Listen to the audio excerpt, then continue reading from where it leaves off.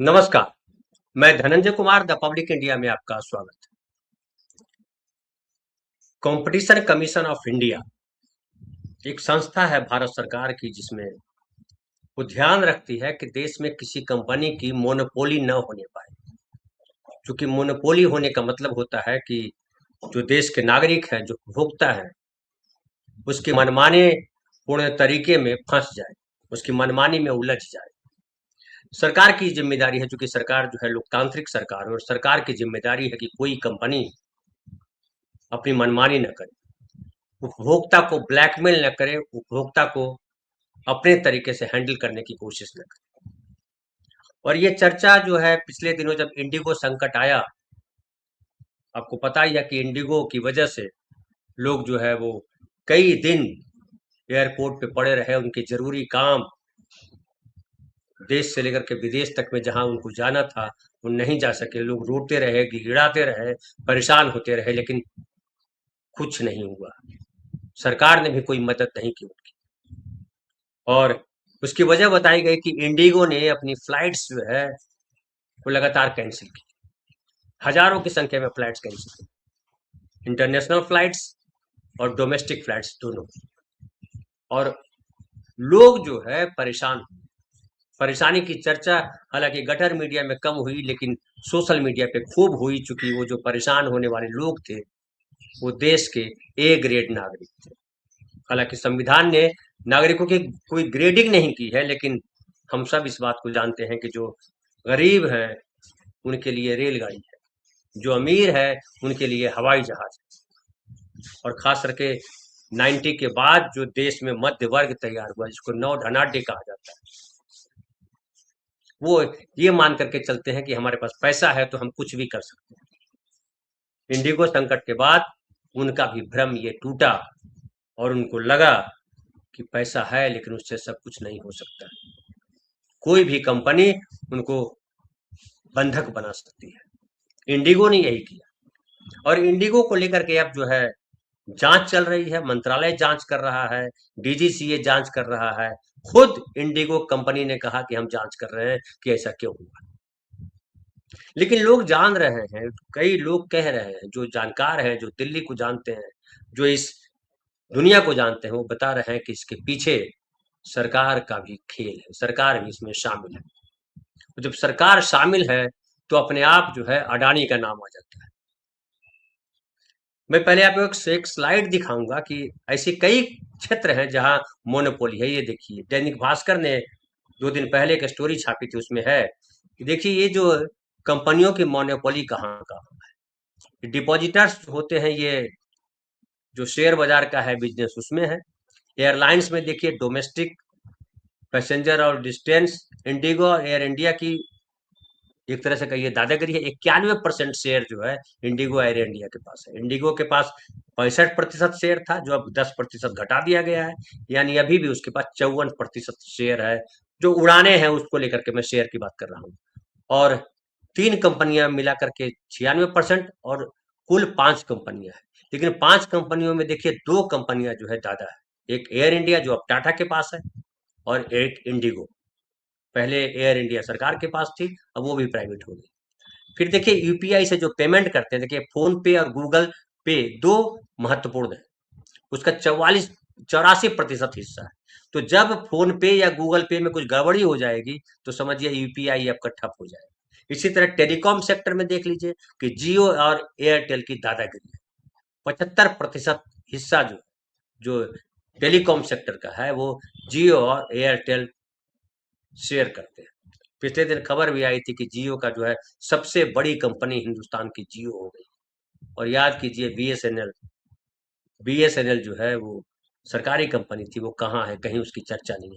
75% तो यही अकेले, बाकी और 5 कंपनियां हैं जो नाम मात्र की है। बीएसएनएल की हालत खराब है। बीएसएनएल की हालत ये देख लीजिए कि उसके टावर जो है वो रेंट पे जा रहे हैं और जियो उसके टावर का इस्तेमाल करे। टावर बनाने में कितना खर्च होता है, लेकिन वो रिलायंस उसका जियो जो है इस्तेमाल कर रहा है। उसी तरह एयरपोर्ट्स की बात कर लीजिए, अडानी और जीएमआर के आसपास है, जो है पास है, वो 64% हिस्सेदारी जो है उनके पास है।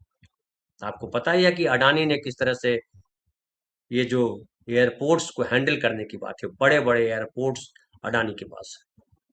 उसके बाद डीटीएच में भी जो है टाटा प्ले और एयरटेल, हालांकि अब डीटीएच का खेल जो है खत्म हो गया है, तो ये मोनोपोली है। और देखिए इस मोनोपोली में देखिएगा अडानी हर जगह उसकी चर्चा आ जाती है। और अब देखिए कि अडानी जिस तरह से इस देश में मोनोपोली क्रिएट कर रहे हैं, और सरकार ये मोनोपोली क्रिएट करने दे रहे हैं कि जहां भी कोई कंपनी दिवालिया होती है उसके खरीदार अडानी हो जाते हैं। अभी नई नई खबर है कि जेपी एसोसिएट्स जो बहुत बड़ी कंपनी थी, और ये 2000 के दशक में काफी बड़ी कंपनी थी, ये कंपनी जो है अब अडानी के नाम हो गई है। और देखिए इसमें ये था कि न्यूज में आपको बताता हूं कि गौतम अडानी के नेतृत्व वाले अडानी समूह को दिवालिया हो चुकी जयप्रकाश एसोसिएट्स के अधिग्रहण के लिए ऋणदाताओं की समिति, ऋणदाता कौन है, बैंकर्स, बैंक देते हैं ऋण, उनकी मंजूरी मिल गई है। और इस समिति ने दिवालियापन और दिवाला संहिता के तहत अडानी के रेजोल्यूशन प्लान के पक्ष में मतदान किया। और बुधवार को किए गए नियामक फाइलिंग में अडानी इंटरप्राइजेज ने पुष्टि की कि उसे लेटर ऑफ इंटेंट प्राप्त हो गया। ये 19 नवंबर को उनको लेटर ऑफ इंटेंट प्राप्त हो गया। अब देखिए ये जो कंपनी थी, काफी बड़ी कंपनी थी, जेपी एसोसिएट्स जो है सीमेंट की, और अलग अलग जेपी एसोसिएट्स इंजीनियरिंग, निर्माण, सीमेंट, बिजली, रियल एस्टेट, उर्वरक, हॉस्पिटलिटी जैसे क्षेत्रों में जेपी एसोसिएट्स सक्रिय थी और बहुत बड़ी कंपनी थी। अब देखिए कि इस कंपनी का अगर पूरा अगर देखिए कि क्या इसका ये था, तो मैं भी वो भी आपको बताऊं कि इनके पास जो है ये 57,185 करोड़ रुपया का इन पर कर्ज था। बैंकों ने ही कर्ज दिया होगा इनको भी, जयप्रकाश एसोसिएट्स को भी। और इनकी कंपनी जो है कुछ 1,19,017 करोड़ की संपत्ति थी, लेकिन अब अडानी को ये संपत्ति दे दी गई है। अब इसमें देखिए कि दो लोगों ने बोली लगाई थी, अडानी और वेदांता, वेदांता के अनिल अग्रवाल, लेकिन अनिल अग्रवाल को ये नहीं मिला। हम वो बताते हैं, लेकिन उसके पहले हम आपको और बता दें कि ये ब्लूमबर्ग की एक रिपोर्ट है, उसके अनुसार ये सौदा करीब 1.5 अरब डॉलर का है। हालांकि राशि की स्वतंत्र पुष्टि नहीं हो सकी है। अब इस योजना को लागू करने से पहले राष्ट्रीय कंपनी विधि न्यायाधिकरण एनसीएलटी की इलाहाबाद बेंच और अन्य नियामक संस्थाओं की मंजूरी आवश्यक होगी, जो कि मिल गई। नियामक फाइलिंग के मुताबिक इसका क्रियान्वयन अडानी इंटरप्राइजेज या अडानी समूह की अन्य इकाइयों द्वारा या किसी विशेष परियोजना वाहन के माध्यम से किया जा सकता है।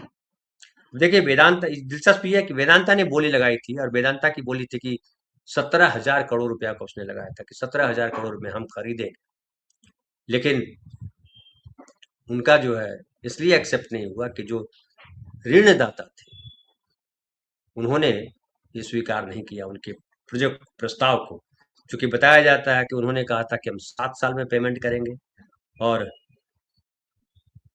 अडानी साहब ने कहा कि हम 2 साल में पे करेंगे, और इसके लिए उनको ये दे दिया गया। अब देखिए कि थोड़ी सी इनकी मैं शुरुआत भी बता देता हूँ ताकि आपको कुछ और अनुमान लगाने में मदद मिल जाए। और 1979 में बुलंदशहर के एक सिविल इंजीनियर थे जयप्रकाश गौड़, उन्होंने ये अपनी कंपनी शुरू की थी, और ये कंपनी बढ़ते बढ़ते बताया जाता है कि ये 10,000 की छोटी पूंजी से शुरू की थी। दैनिक जागरण डिटेल छाप रहा है, वो उसकी हवाले से मैं आपको बता रहा हूँ। और अपना बिजनेस शुरू किया, और 2000 के दशक की शुरुआत तक जेपी ग्रुप ने हर जगह अपनी पहचान बना ली थी, पावर, सीमेंट, हॉस्पिटलिटी और सबसे जरूरी रियल एस्टेट। और जहां भी जेपी एसोसिएट्स ने कदम रखा वहां राज किया। अब देखिए ये भी कह रहा है, दैनिक जागरण लिख रहा है कि जयप्रकाश गौड़ द्वारा स्थापित जेपी ग्रुप ने रियल एस्टेट, सीमेंट और पावर जैसे क्षेत्रों में विस्तार किया, लेकिन अत्यधिक कर्ज, फंड डाइवर्जन और प्रोजेक्ट में देरी के कारण कंपनी बर्बाद हो गई। और उसके बाद अलग एक वेदांता ने बोली लगाई थी और इन्होंने बोली लगाई थी।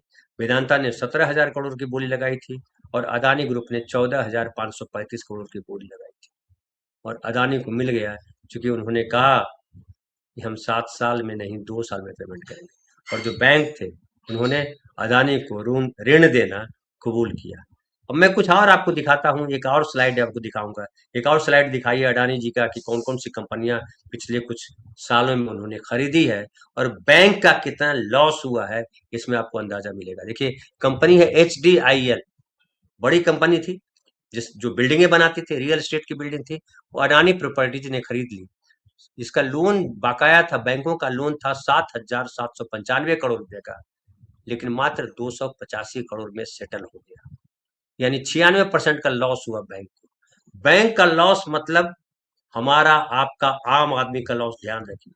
क्योंकि बैंक जो राइट ऑफ करता है या जो लॉस होता है वो फिर हमसे अलग अलग सेवा शुल्क के तौर पे वसूलता है। आपको पता है कि कितने रुपए वसूले, हजारों करोड़ रुपया बैंक वसूल रहा है मिनिमम बैलेंस के नाम पर, कि आपने जो बैलेंस चाहिए था वो नहीं रखा, और तरह तरह के वसूले जाते हैं, हर जगह बस पैसा लिया जाता है। अब लेन देन ज्यादा हो गया तो पैसा, ये पैसे क्यों लिए जाते हैं? क्योंकि बैंक तो घाटे में चल नहीं सकता, बैंक चलेगा घाटे में तो फंस जाएगा।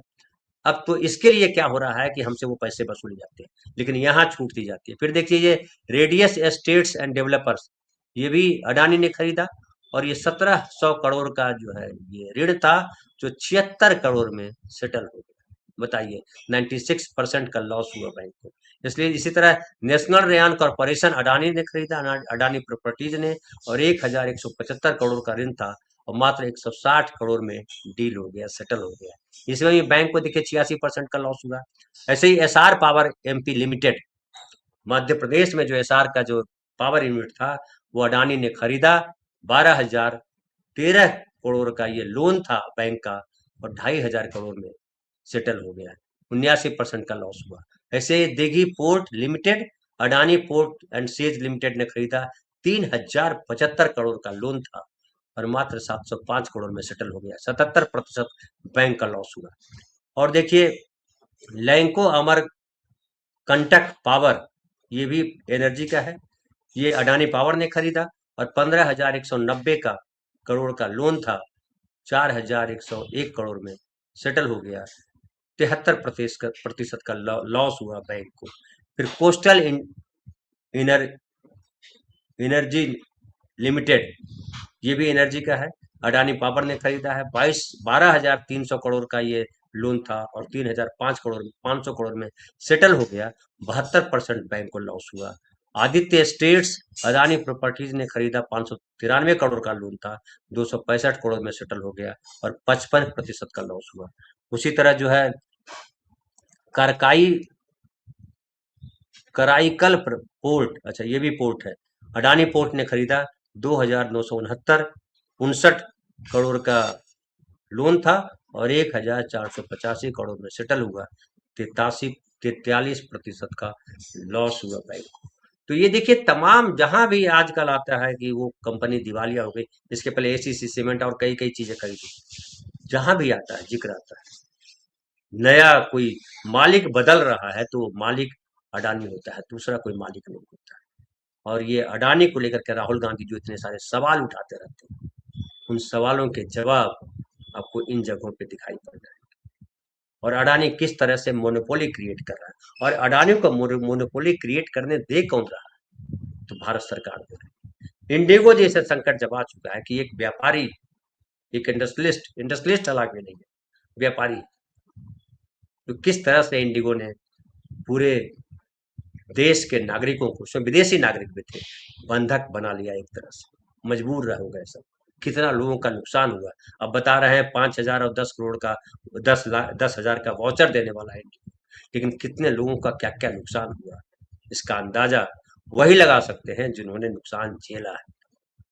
यहाँ तो जय श्री राम चल रहा है, यहाँ हिंदू राष्ट्र बन रहा है, यहाँ सब चंगा सी चल रहा है, लेकिन आम आदमी किस तरीके से उसकी जेब पे डाका डाला जा रहा है, ये बैंकों के जो लॉस है उससे आप अंदाजा लगाइए। अब आप खुद देख लीजिए कि आपका भला हो रहा है, क्योंकि आपसे हेल्थ सेक्टर दूर हुआ, महंगाई बढ़ी है, एजुकेशन सेक्टर दूर हुआ, सरकारी कंपनियां लगातार धूल धूसरित हो रही है, जमींदोज हो रही है, और प्राइवेट खास करके जो प्राइवेट कंपनियां वो भी गिर रही है, लेकिन अडानी साहब दिन रात तरक्की कर रहे हैं। अडानी साहब तरक्की क्यों कर रहे हैं? ये आपकी सोचिए, समझिए और विचार कीजिए कि सरकार आपको कहाँ ले जा रही है। बहुत बहुत धन्यवाद। फिर कल बात करेंगे किसी नए विषय पर।